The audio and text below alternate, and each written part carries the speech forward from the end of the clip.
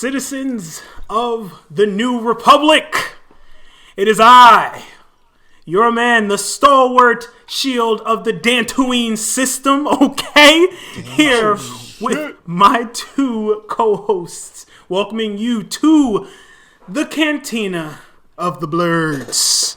If you can't tell, we are... exactly. We are here to welcome you to a themed episode. This episode will be dropping on a holiday that is very near and dear to my heart. And it's a Star Wars themed episode. So I'm just one of your three hosts. However, coming all the way out from wild space, you know, one descendant of the legendary warrior Yasuke. Talk to the people, man. Tell them where you from. It's me, man. 'Tis I. No matter what galaxy, hailing from the land of sake, shinobi, and samurai, boy is Godzilla personified. Right? I hope that's a great noise. I might just lay that over with a Godzilla noise. But yeah, no other name but this to go by. It's your boy J-Hawk. All right. That sound effect threw me for a second. It might. I'm just gonna overlay it. Just say it. Say what you're gonna do. Say what you're gonna do. I'm gonna overlay it. You're gonna get it in post. I will never say that. But I am not the only one here. Obviously, there is one more who must introduce himself. Please speak for yourself, sir. You already know who it is. Who is Big it? Dan, Big Rodan, coming at you live from the 215. The man with the plan and the headband, Max Klebo on this side. You know who it is, the blue elephant personified, Big Dan Rodan. Let's go! That's hype. I'm hyped. That was I had to do something different this time. I appreciate it. This is my holiday, man. This is my day. Yeah. I literally used to take off for this day. Like I say my holiday days for being a dad now. Don't sound so enthused, buddy. I know. Excuse Can you hear the excitement in my voice? Excuse my ignorance. But you said blue elephant? Max Plebo. The keyboardist, bro. The keyboardist in the Katina band. Max Rebo. I'm sorry, Max Rebo. I just know the dudes with the big brains. The Biffs. The jizz. Nah, Max Rebo, he throw down. Yeah. Cool. Had to do a deep cut, references. Splinters deep. So as you can already tell from my color scheme, we are celebrating May 4th, people. Yay. Yay. May the force be with you. And we're just going to talk about how much we love or not love Star Wars. Because, there's feelings here. Oh, yes. Conflicting feelings. Oh, yeah. One, that there's not that many black people in space, but it is what it is. And we're going to jump right into it, just telling the barflies, or if you're new, telling you how we feel about Star Wars. Where we got introduced to it at, how it either became a staple or it's brand new to us, whatever it is. I will go first just because I'm already talking. Yes. And tell you that... I already got the fucking mic, so... That's right. I'm already here. So, and I've probably talked about this before in an episode or two. My dad was already a nerd before having all of his kids. And so... my brothers and sisters, we were second generation nerds because of all of this. So I think I got introduced to Star Wars maybe 8 or 9. And it was right before episode 1 came out. So I had watched all the old school ones first. And was like, this is the greatest thing ever. Missed, obviously 8 or 9, you're missing all the adult references that are being made. Mm-hmm. And then episode 1 came out, and we were like, this is the best thing ever. Not knowing my taste would refine. And Vladimir, right. This is great. Right. You're like, what is this Kool-Aid that I'm drinking? So, you know, I just love bankers. I just exactly. And so wine. It was like literally. It's literally the wine cooler of Star Wars. It's just like you're like, oh, you drink Episode 1? Okay. No. I'm not judging. I'm not judging. I mean, with your Seagram's Tropical Breeze, you know. No. Go ahead. The Seagram's, boy, 11 of those, you are going, dog. 11. Don't hit those too hard. Gas. 20 of those, you're not getting home. You're on the floor, buddy. Right. So, yeah. After that, I was in for the long haul. I've seen this Christmas special. Whew. I know. Sober? When I say alive and awake. I did most of the extended universe books, and I was enthralled, man. I was just like, I need to find the first book that starts the extended universe. After that, and I didn't stop. Episode 3 came out, and I was like, guess we're doing this, and you know, all the stuff in between, and obviously we'll talk about it more in the episode here. But what about you guys? Josh, go ahead, my man. I can't remember how I was introduced. I knew it existed. I knew of the storyline. I remember watching it, probably like on like a Saturday or something like that when like it was on, I don't know, TBS or something like that. Like I remember watching it and just recognizing the characters. Oh, that's Luke. Oh, that's Yoda. That's Chewbacca, yeah, like I recognize the characters, and then to Dan's point, when like episode 1, 2, and 3 came out, I was like, oh snap, this is cool, because like now it's like updated. I mean, back in those days, it was like right. CGI, right? It's better now. Is pod right. I actually enjoyed the pod racing. It was lit. To this day, that's probably like the best part of those first three trilogies for me. The pod racing and the fact that Darth Maul racing was lit was a thing. Like Darth Maul was probably like I was like, oh, I wouldn't say that I was a fan because that would probably like cause me to have to go into therapy like quickly, but but everybody cyberbully Josh to go into therapy. Right. This episode is not sponsored by BetterHelp, but maybe it should be. But if you want to sponsor us, we're listening. So no, but he was cool and like pod racing was really cool, but that was really a thing. But then for me, it like, I guess, that's getting into the episode. So how I got introduced, I don't really know. It was just always a thing in the background. I guess being like a nerd kind of a thing. Like you just understood that it was a part of your ethos, right? Yeah. You exist because of Star Wars. I wouldn't say that. No, that wasn't my... You're a nerd. If you're a nerd, you exist, and Star Wars is a part of that. Right. Yes. That's all. Yeah. So yeah. I think Star Wars is one of these interesting things about our society that, and I don't think I'm overstating here, but it's ubiquitous. Like the sheer amount of references in various types of pop culture. You know, like sketch comedy has been making fun of Star Wars since it was a thing. You know, like that's around. We had stuff like in Fairly Odd Parents, we had like Dark Laser or whatever, with Flipsy.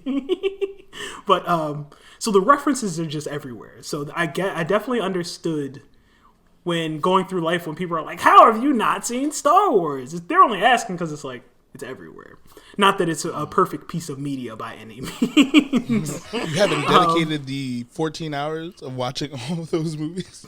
Well, now it's like yes, 20. It's like 20. I have. Right. Glad you asked. My introduction to Star Wars, much like Dan, I would say I am second generation nerd, second generation Blerd, actually, because my dad really, my dad is the reason I'm so into video games, I'm so into comic books and Star Wars.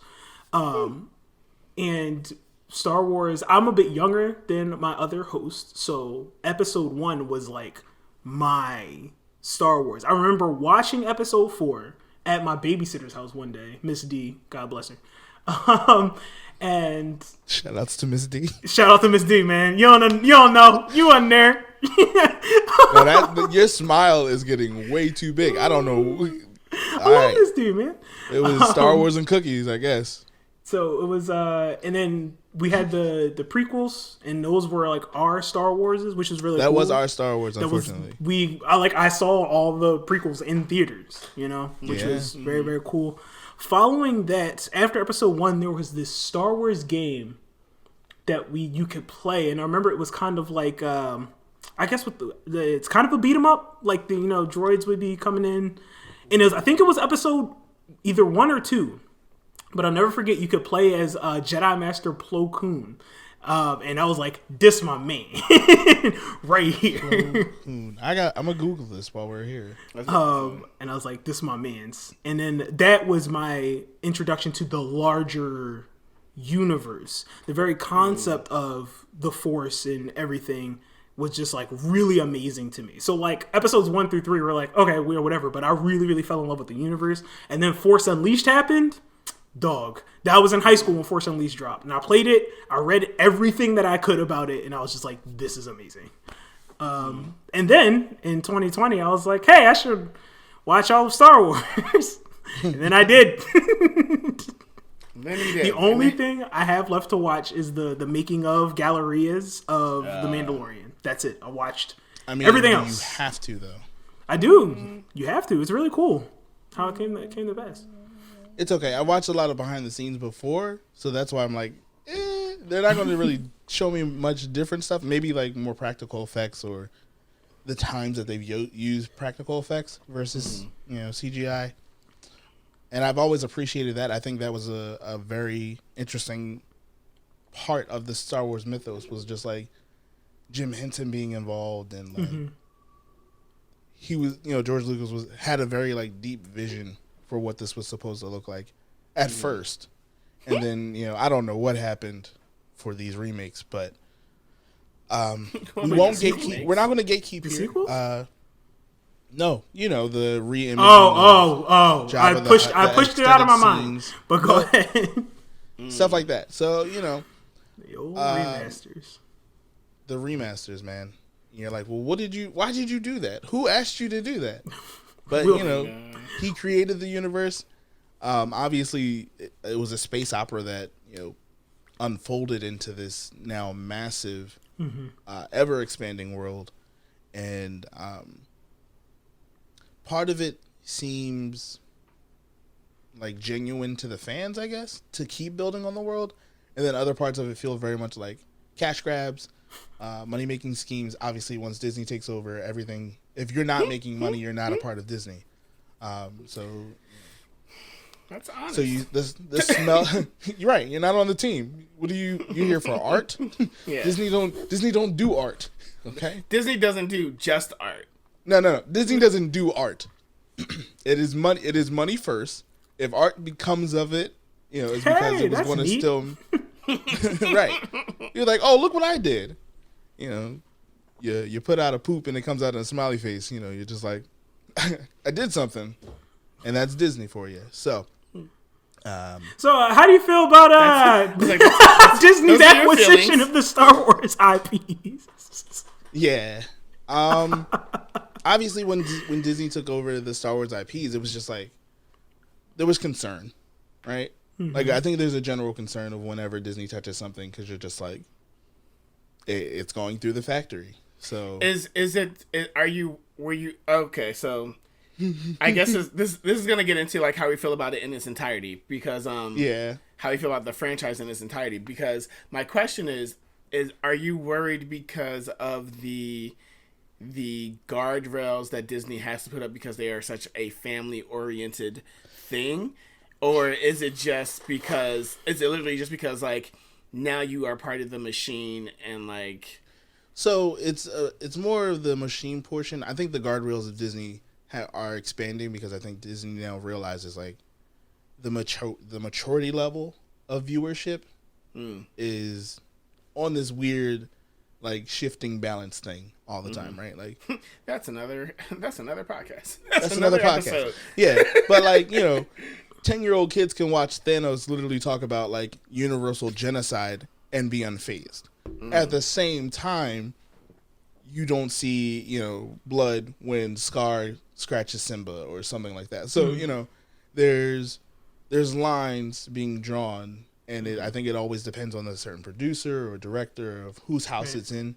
Although they all live in Disney's house, but I think Disney understands like the maturity in the fan base is going to either burn this to the ground or raise it up to more of a pop culture level. Because honestly, no one cared about Tony Stark in the 90s enough for Robert Downey Jr. to become the most paid actor of all time. Like, no one cared that much. They literally were giving him a drinking problem so they could write him out of the entire universe, just to make him incapable of being a hero anymore. It was just like, Tony drinks too much, he can't be a hero. And then, Disney picked it up and was like, how about that one? We want that one. We want to fix him. And, and I think the same thing happened with Star Wars. So, okay, I'm going to have to ask you to clarify because in my mind, what happened was, like, he was doing his Iron Man thing, and he portrayed the character oh so well that it was kind of like a, what's his name? Logan.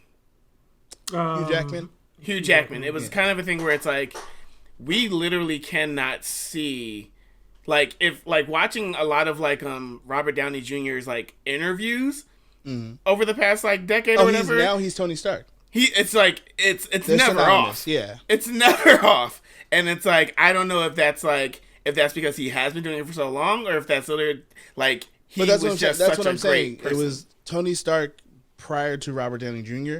was pretty Oh, much okay. phased You're out. talking about Tony Stark, literally Tony Stark, right? the kid, As a comic book okay, character. Gotcha. And so when Disney picked it up, it was glossed, not necessarily glossed over, but even the character design got redone because of Robert Downey Jr. doing such a great job. Gotcha. And Star Wars is kind of the same way. Like, there's certain things, obviously, now, when you watch, when Disney took over, right? Like episode 7, 8, 9, and we'll get into those. But how do you feel about its entirety? Sterling still has to breathe. So, I think when Disney did it, it was a very, like, political thing, like a political move where they tried to introduce a lot more commentary of the Skywalker saga versus an actual, like, story. Because, I mean, we all, if obviously Star Wars started kind of in the middle. Right. And had an ending. And so you're like, wait, episode 4? Well, what about 1, 2, and 3? Right. Because no one counts like that. So, because we all went to school, right? So it's right, like, I would assume if you're we paying all for at the one movie point. ticket, right. So it was Disney had an intention behind it, right? And so that's what I think is the biggest point to make from all of that is just like once Disney took over, we're either going to get a bunch of stuff or we're going to get, quality stuff. And I think right now we're very much at bunch of stuff. So, tell us how you really feel. Right. I think the most interesting thing for me when Disney bought Star Wars, because at that time, like the first 1, 2, and 3 episodes 1, 2, and 3 had been out for so long ago. Yeah. And I hadn't been watching. I hadn't watched Clone Wars. I had seen snippets or like episodes of the older Clone Wars that looked more Gendy's Clone anime-esque. Wars. Yeah. Gendy's, yep. I watched some of those and I was like, that was fucking cool, but I didn't like watch it religiously. So the biggest thing for me when they picked it up, I was just like, pero like why though?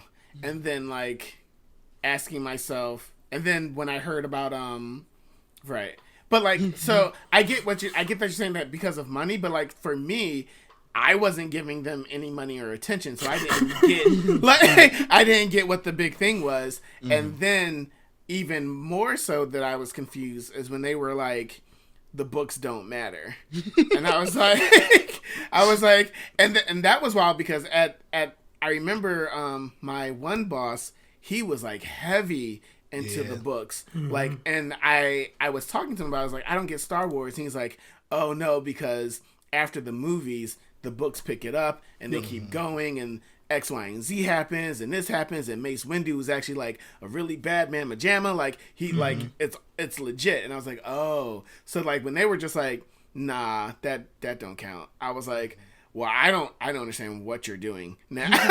Now I'm really confused. And then they gave us 7, 8, 9. Altering the canon. Pray I do not alter it further. But there was a reason why, and it was largely because of how widespread the books were. Like, there were certain people writing same stories or writing them differently. And if you can't bring everybody in house, like I'm pretty sure Disney was sitting in that boardroom and told was like, hey, get such and such on the phone. Oh, he did? Okay, can't call him. Hey, get such and such on the phone, see if he's going to write this story. Oh, he don't like that because it doesn't match his vision. All right, we throwing your book out.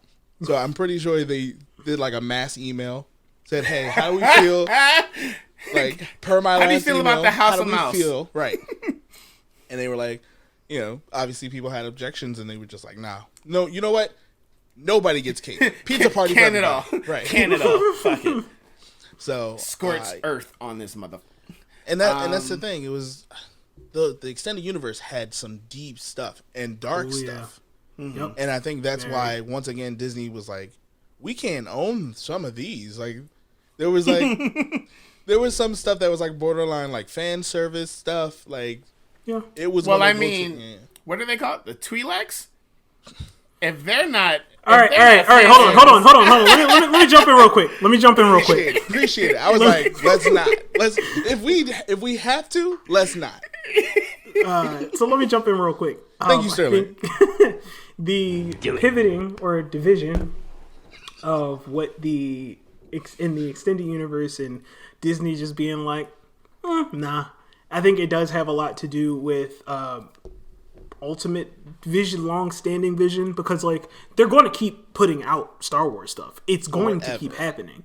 They made this universe that just has so many possibilities, and I think that's one of the coolest parts about Star Wars as it stands now. It's just like, okay, what about this story about this kid doing this thing, which is a whole thing, or like, what about this aspect of this senator that you didn't even know was a person, and then listen to the things that they run into. And you just keep building upon itself with these interesting stories and interlocking people. But I think the biggest thing about the extended universe were just the sheer amount of people writing what out, and how many years it's been. It was well over. It was a lot. Yeah. And then mixing in Dark Horse's comics as well. Yeah. On top of the novelizations, it's just like so much information about these key characters, right? Like, how does a person write Han Solo versus this depiction in this graphic novel versus this, like, I get why they had to do it. I don't think it's very cool because really like a lot of stuff that they did, but I think that's the big point of it. As it stands now for me, it's very interesting when people default to thinking of Star Wars as movies, because I think most of its media is no longer movies.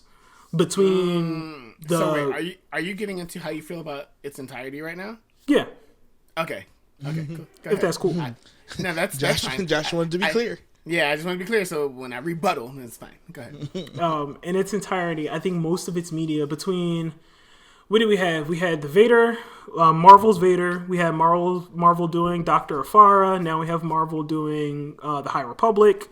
And Marvel's still also doing in between episode 4, 5, and 6. And their flagship Star Wars comic. They're doing stuff in between 4, 5, and 6. That's really cool. Because there's a lot going on. Between episode 4 and episode 5 was 3 years. Like, it's a considerable amount of time, you know? Yeah.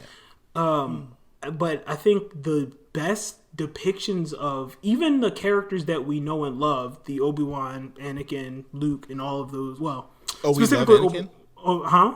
We love Anakin out here?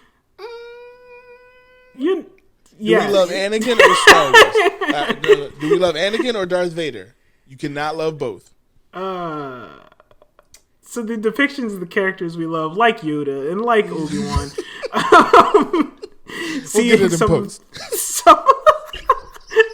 some of their best interactions being in Clone Wars. I love don't like Clone the Wars. sand. This episode is sponsored by BetterHelp. It's like, I'm just kidding. I just really appreciate that. There was a moment in Rebels where Sabine was like, I hate sand. And I was like, ha! Ha ha! And it's just little stuff like that. Course. Not like you. But Not like you. Stuff like that. When it comes to the movies, it's just fascinating to discuss. Because the original trilogy is fascinating. Because, like, they had nothing to draw on. Like, this is the beginning. They don't have to reference anything. They're just telling a story. Then media did. George Lucas definitely bit a lot of stuff. I mean, what, the hero's journey? Like, in general? Like, samurais in general. Yes. Okay. Wizards Folklore? in general. Like, I mean, like, I'm not upset with that. That's like, there's nothing new under the sun. But I agree. To take all those things and to combine them to bring us something new. Yes. I'm just saying, I just want to be clear that my feelings are that while Star Wars in its entirety, it's its own unique thing, it definitely came from somewhere else. Certainly. Well, is that not true of everything? I would like to, maybe. I would say. Almost a mostly. moot point. It is. You're right. You're right. I made a point for Jesus, no reason. Josh! You good? No, tell us how you really feel. Y'all have a blessed night. I'm going to go. Y'all have a blessed night. May the force be with you. Right. But I think some of the... okay, so what I did... We're talking about it in entirety, right? What I did, I went back and I watched the sequels because I was like, man, the sequels were bad, but why, right? And then I watched the sequels and I was like, Episode 7 is debatably like the best Star Wars movie. Or if someone asked me, what would I show a person that knew nothing of Star Wars to be like, this is what Star Wars is? I would show Episode 7. No, that's valid. That's valid. It's Episode 4 without all of the problematic, like, weird stuff, you know? And I think that it captures what Star Wars is very well. Episode 8, I was like, man, I really love this. And then Episode 9, I have a lot of feelings about, but we'll get into that later.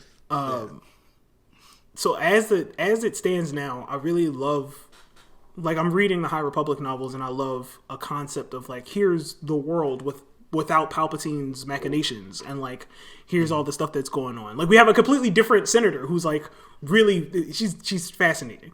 But not senator, high chancellor. But in any event, as it stands now, I'm invested because of concepts and universe, and I'm always going to be invested.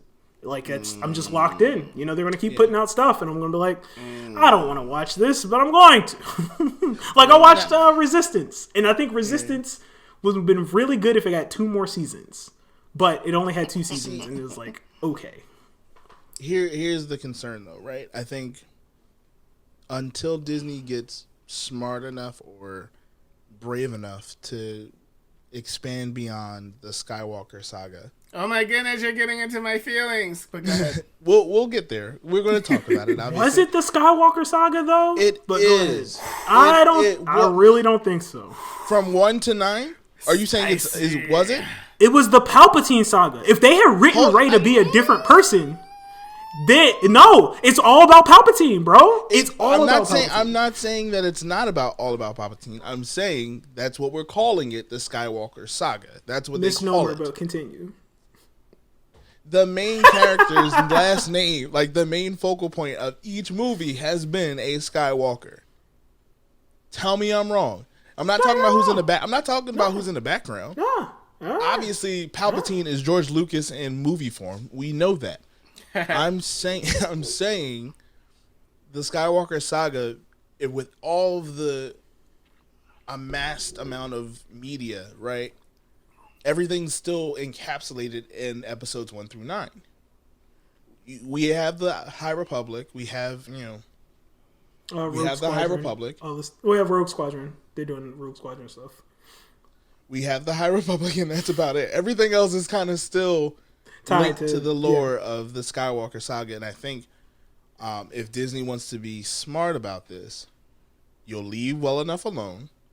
We don't need any more callbacks to Han Solo. We don't need any more callbacks. Josh, speak. You're allowed to interrupt me. Go ahead. I don't want no. I agree to such a degree that I do not want to interrupt you. Okay. A lot of the stuff I will say will probably just reiterate. Echo that. I understand. So because of the Force being the Force and it existing in the universe, you can go to any other planet other than the sandy Tatooine. The issue is that we still shoot these movies on Earth, so it's easy to go. It's easy to just keep going to a sandy plane, and shoot Tatooine and then add a second sun. But get it in post. Get it in post. they are experts at getting it. Yeah. What is production but getting it in post? Exactly. Big question.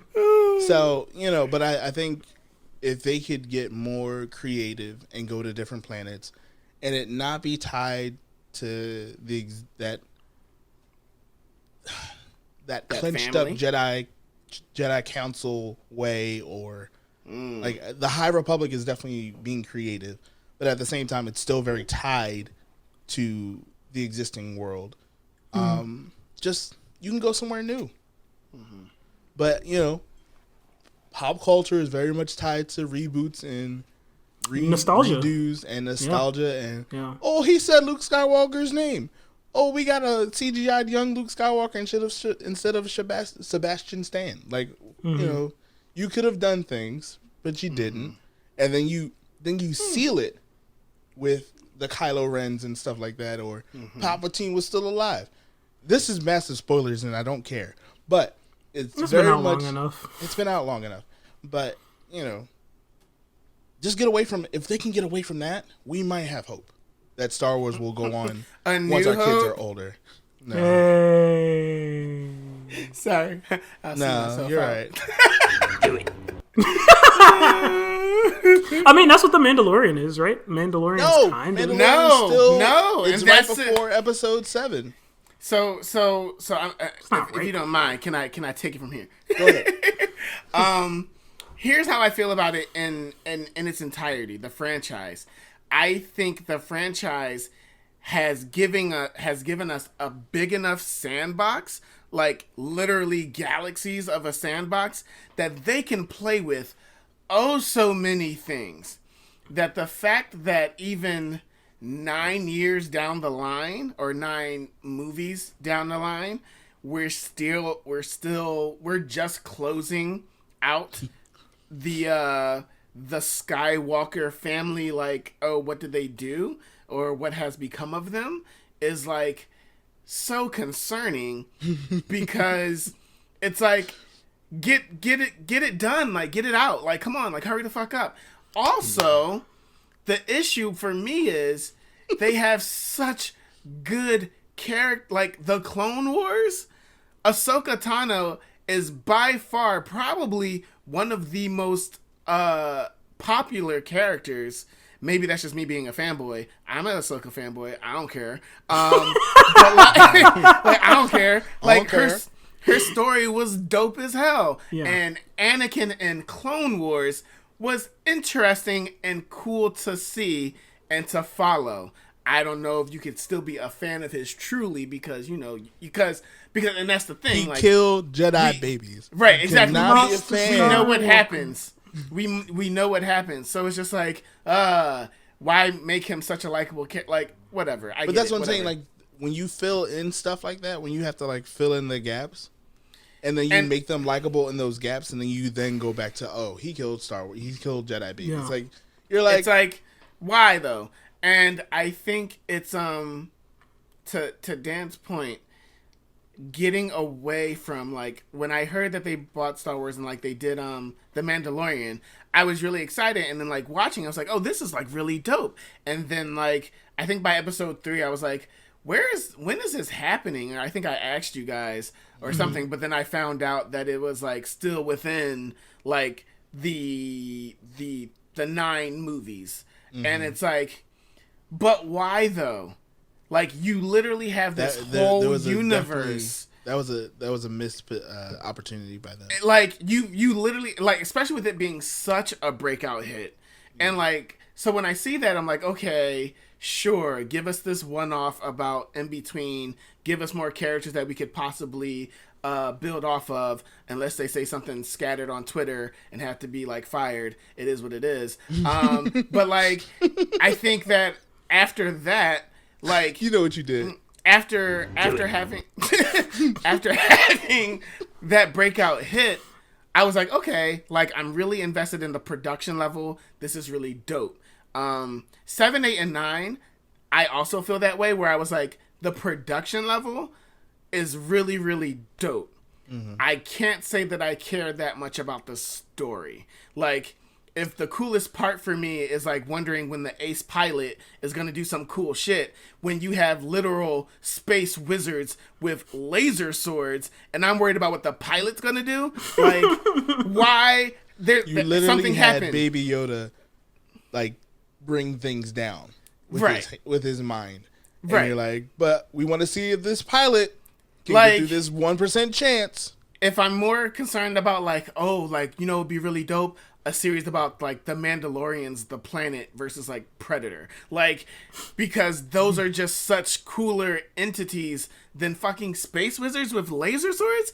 That shouldn't, like, and then you have the Sith, which in Clone Wars, the Sith were some bad folks. Like, like, they were like evil ninjas, and I was all about it. But like, they just, to get to the point of it, they have so much stuff that I just don't understand. Like, when people say like, oh, we're getting Bad Batch, oh, we're getting Obi-Wan Kenobi, I'm like, we don't need it.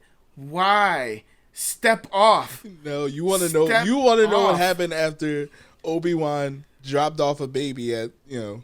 I really, but I do though. I'm very interested. Really don't. You know why I don't? You know why I don't care? His character breathed a full life on screen. And to your point, Sterling, I think a lot of people only, I'm not going to say only, but most people, most of their interaction with Star Wars was the theater. And like, because Clone Wars and all that stuff was very much kid shows. And the only reason why I watched it is because I knew this episode was coming, right? So it's like, like, it is what it is. But like, tell the truth, but I think with a lot of people, with that being their main thing, Obi-Wan lived a full life. And if you watch Clone Wars and Star Wars, his life, it's over. It's done with. We don't need... He went from a Jedi Knight to a general to a master. We don't need any backstory from him. I don't think I need it's it like only the because... reboot of Texas Walker Ranger. And it's like, exactly. Why is that a thing? But... yeah. On top of the fact that, like, when you watch episode 4 and realize, like, he got to the point of being old and decrepit and could barely hold a lightsaber, why? I don't want to see his descent into failure like that. Because all that the Kenobi show would show me is that he was good, and then something changed in his brain. He just stopped. But even like Vader, he stopped doing his exercises. He stopped doing those Pilates in the morning. If you saw the fight between him and Vader in episode 4, and then you watch episode, what was that? 3. 6? No, I'll say episode 6 when Luke Skywalker fights him. 1, Luke didn't need the Emperor's help, but still got it. Luke is out here jumping around, spinning the somersaults, stuff like that, and still losing a fight to Darth Vader. And you're like, but why? But you know, I think. I think one, here's the checklist of what I think the fans want, and I think this is going into toward the end of this, right? Cool. Really quick. But what I would think the fans want, because you're so ready, and I feel like you about to I feel like you should let him go. No. Go ahead. Go ahead. You're frozen. Your neck looks stiff. Speak, Sage. No. It's a minor point. You're right. We got to start wrapping up. Go ahead. No. Make it. We got time. No, it's just to speak on. I just think it's funny. I just think it's funny. To speak on the breadth of Star Wars, because we had episode 9 wrapping up in 2019, and then we had Star Wars episode 4. Like, what years? 1974, right? Thank you. So just the sheer span of what has changed in technology and what can be done with recording, right? And even what I believe is the best lightsaber fight is a mixture of mediums, where it was Ahsoka versus Darth Maul, which was mocapped. So it's still technically a live lightsaber fight, but you can clean it up with animations. 1977. And stuff. I had to correct myself. I was not going to go out. I was scared to say a year, so you're braver than I. 1977. But I think every depiction that we have of Vader now with other... He's terrifying, like watching him fight Ahsoka in Rebels, unbelievable. Him at the end of Fallen Order, dog, he literally just ripped apart a space station with the Force, and you have to run away. It was amazing. So there's also commentary on what technology could do to depict the terror of this robot man, because he is a robot man. I mean, but the end of Rogue One even put fear in my heart. Yo, when he just put homie on the roof, he just put homie on the roof. And then to know how the beginning of New Hope starts, and you're like, that ain't the same guy. Did he go through anger management? Them doors opened, and he was just like, "Let me collect myself. Whatever I'm doing." He's like, Palpatine told me to focus on my breathing exercises, so I'm gonna do that. But I think the future of Star Wars, or our expectations, if you will. What I would like to see Disney do, and obviously I'm one cry into the fan of Disney, so it's going to come out distorted. You have the opportunity to obviously expand on the universe, right? I do understand that there's a large portion of fans who, one, lost decades of lore in the extended universe. And now they're expecting Disney to correct that or rectify that by, putting in these shows in between and highlighting these characters that we played in video games and, read in books and saw in comic books. But they're dying out. I mean, I know it's us, but they're so think about how much we put money into nostalgia and stuff, and things that we know, because now we got the money and whatnot. Exactly. One can only hope that it will only grow from here with our offspring, where it's like. But then again, it may not, right? It may not. Say your point. Say your point. I'm sorry. But no, I'm saying it to the sense that I think the greatest thing that Disney did was create the MCU. And the most damaging thing that Disney ever did was create the MCU.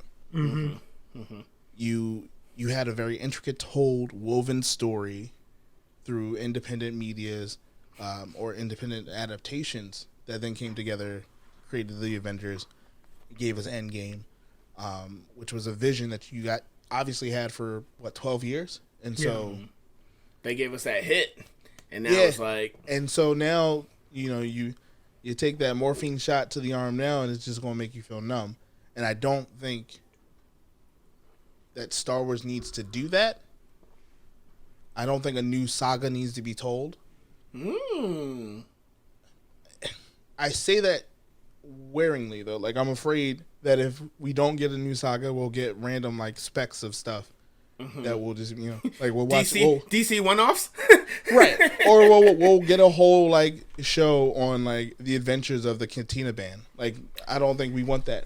But speak for yourself. Give me that. Give it get chased out of space clubs and stuff like that, or one gets a space opioid addiction, and you're just hey, you gotta fix that. And you're no, I don't think I want to watch that, but then I kind of do. Yeah. See, the more you spell it out, you're wait, hold on, hey, hold up. Right. But you only you only one though, right? Only get one good spin-off. It has nothing to do with Jedis, nothing to do with anything. It's just him and Oh man, I wish I hit that note like a whiplash, but like the jizz band. I'd watch that. I would watch the fuck out of that. Actually, I would. Yeah, like whiplash, but like the jizz band, but like that's the only one I want. He's like, again. Am I rushing or Did am I slap? dragging? Yeah, did I slap you fast or too fast or too slow? But that's the only one I want. Anything else is just like, keep it. Okay, so Big Dan, did you finish your point? I definitely. I'm done. I think so. Now I'm speaking as a person who I am very hype for things being filled in. So like, okay, we got the end of Rebels. So, Sabine and Ahsoka are looking for Ezra, and then we get like Mandalorian season 2 where Ahsoka's like, where's Thrawn? So like, I'm like, yo, so Ahsoka show. I'm like, okay, what happened between then and then? That's what I'm hyped for. The reason I'd be weary about a new saga is because we got the sequels, and dare I say that the sequels were written in a manner, specifically episode 9, to not piss people off instead of making something memorable that people can enjoy. But you saw what happened at the end of episode 8, my guy. Go ahead. I'm sorry. Episode 8. Listen. I can understand. I loved episode 8. I did too. We're on but the same page here. The thing was, right, they had the option with the sequel trilogy to do something different. And they opted out of that. Because, once again, I think it's better to have 10,000 people kind of go, that's fine, instead of, just 100 people go, wow, I love this series and I'm going to show it to my children.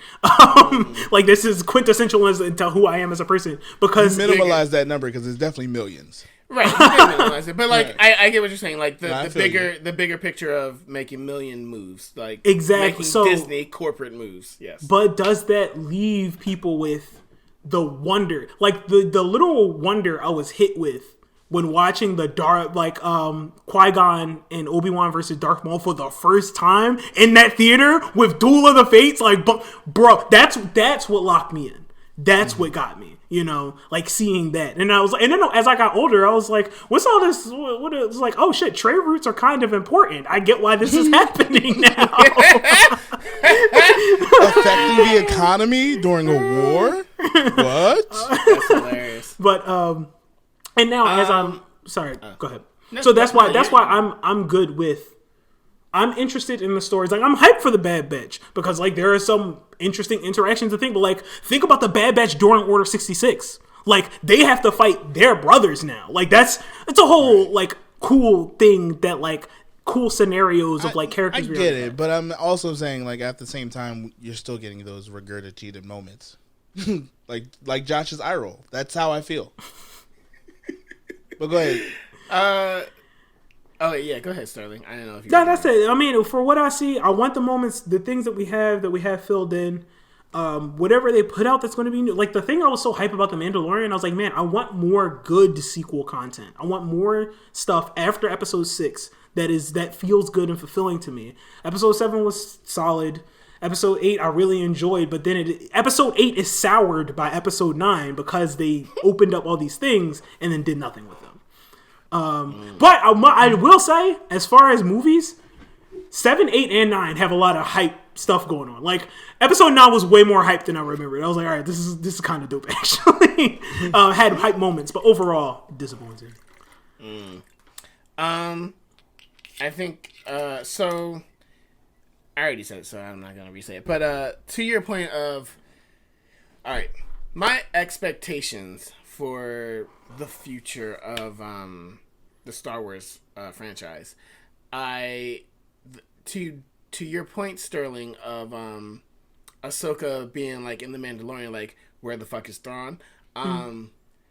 Please make Thrawn the next big bad, because that is something. If you wanna fill in the gaps with something, like if you've seen Rebels and what was it before that? Was it Clone Wars. before Clone Wars. Clone Wars, and then Rebels, like, and then Resistance.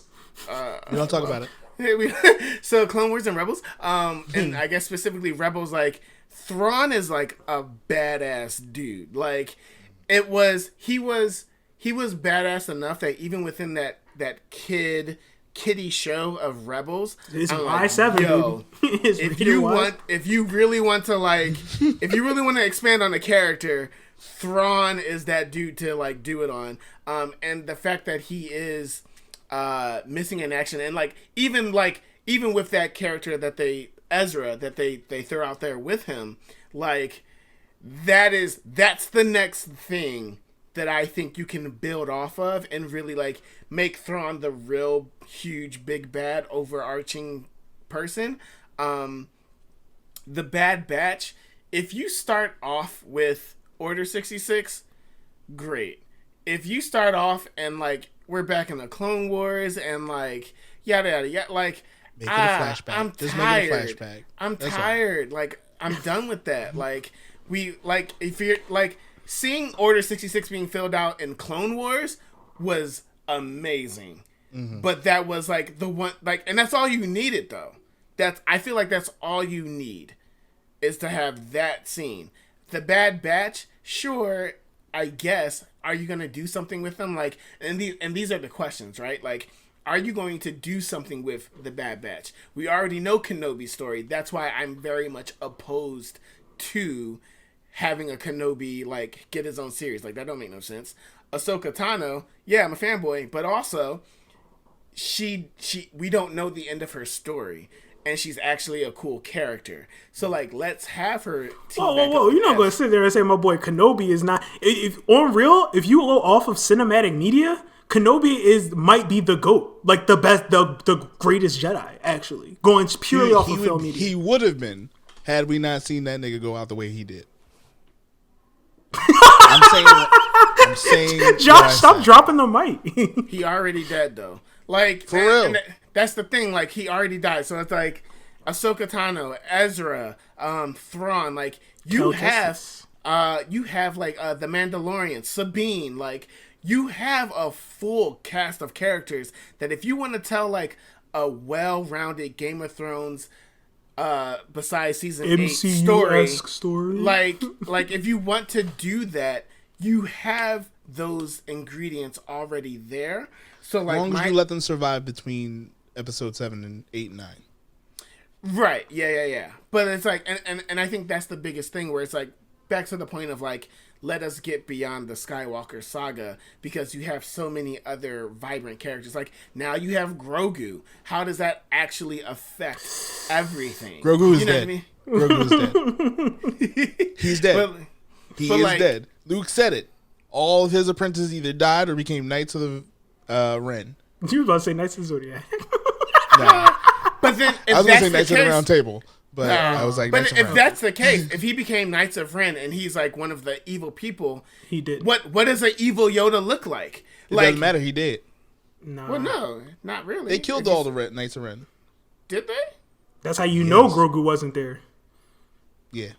That's true. Okay, so that's these are the things where it's like I must like appeal to Dan and his higher being, because I didn't watch it that deeply, and I didn't watch it that deeply to like connect those lines. But and that's another thing though, where it's like hardcore fans like Dan who know like the dialogue and who like they have the script in their house and they know it. Watch your mouth. Watch your mouth. I don't know who you talking to like that. Don't make me do it. Don't make me do it. That's funny. But like for those people who like know like each and every like background story, it's better for you to just jump off to a new thing and give us something better, because otherwise you will have people go, actually, Grogu's dead, so this doesn't even matter. Like, and now it's like, well, now you just killed off. I've gone full Sith. Okay. And now it's just like you killed off a cool character who could have been something great. And then it's like, well, I'm sorry, but okay, there's just do better. You have so much room to play with and to run with. Just take that runway and fucking fly off. Like, okay, but we got to remember, and I know we got to start wrapping up soon. It is debatable that Star Wars is the most successful franchise on the planet. Right. If not, if it is at not, least in the is in the conversation. that's what I was about to say. If it's not It's the, in the then it's definitely conversation. in the conversation, right? So with this level of mass appeal, how can they really do better? I think we were talking about when we were If you rewind when you play this, if you rewind like 10 minutes ago, I think I just spelled it out how you could do that. that's for you for you. Bro, I mean, you've already heard how I like laid out the MonsterVerse for Legendary, so I think I'm pretty good. That'll be season 2, episode 10 at the Blerd Bar. Check it out. He's qualified. I ain't gonna lie. He qualified. That boy good. That boy good. Continue, But right. so yeah, I think writing from the scale of mass appeal is just it's a completely different beast that I know I'm not qualified. I'm not good. I don't know how to talk on that. I just know what I like. That's it. Double stuffed Oreos? Yes. Yeah. Yes. Easy. This video is not sponsored by Nabisco. I'm sorry. I know we're about to wrap up, but anyway. Oh goodness. But yeah, I think it's I want it's kind Star Wars has the Idris Elba effect where I want to root for you. I want you to be great. Mm-hmm. And you keep doing stuff that's like almost. It's like But and then to this final, I think to your final point, and then we can wrap up. Yes. I think the internet has that power to affect change in the negative ways as much as the positive ways. And we said this before in the Snyder Cut episode. Season 2, episode 8 of the Blerd Bar. Check it out. Which we are sponsored by. Hey, would you like some Blerd Bar merch? Go to, what's it, Threadless? Blerdbar.com.threadless.com. But real quick, I think the internet, the reaction to episode 8 from the internet controlled how much episode 9 was written out. Because there was really no machination of Palpatine to be evident in 7 and 8. Right. You had Snoke, and that Snoke would have been fine, even if Snoke died. Obviously, we know there's resurrection protocols for the Force and all that other stuff. Mm-hmm. But resurrection protocols. That's how I feel about it. But there was also things in episode 8 that are problematic, and so therefore, they were like, "Let's bring back JJ. Let's make sure it's safe for the entire family to enjoy," and that's what we got. And I think that's just something we have to be mindful of because we're voices, like I said, in the fan. Like there's a whole bunch of other people who are like, I just want my Star Wars without black people in it. Like, there's people out there. So damn, we can't live even in space. No, we can't.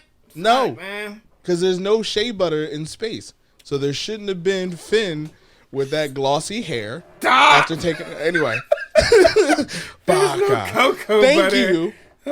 Thank you for listening to this May the 4th episode. Hey, would you be a Jedi or a Sith? Yes. We are the barflies. No. We're asking the barflies. Barflies. Would you be a Jedi or a Sith? You're not going to say if you would be a Jedi or a Sith? You just said yes. Maybe we'll do some... Would you be a Jedi or a Sith? Yes. Yes. Thank you. Yes. But I think we might make that like some exclusive content or something.